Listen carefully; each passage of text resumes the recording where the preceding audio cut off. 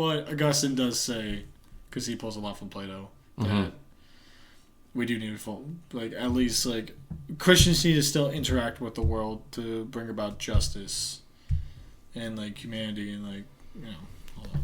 I think you could say that it's mostly in the Old Testament, although there is the example of the centurion.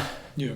Well, there's two examples. There's the centurion that Jesus said he had the greatest faith in Israel as a Gentile, which was a shocking statement. A whole sermon can be had on that. But that to say that he didn't tell the guy to quit the Roman army and go be a monk somewhere or join the priesthood or become a pastor or anything quote-unquote religious.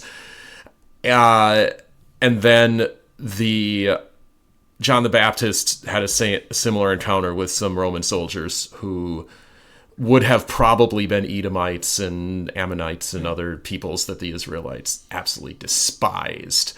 So they had every reason in the world to be, they shouldn't have been abusive, but they had motive to be abusive. It was a very messy, ugly system. A situation similar, if anyone who's watching this was around to watch the Iraq War, that's exactly what Palestine was like in the first century. It was the hotbed province, and yet in the midst of all of this, Jesus comes and he brings two messages. He brings the message that my kingdom is not of this world, or else my followers would fight. Political revolution is not the Christian mission.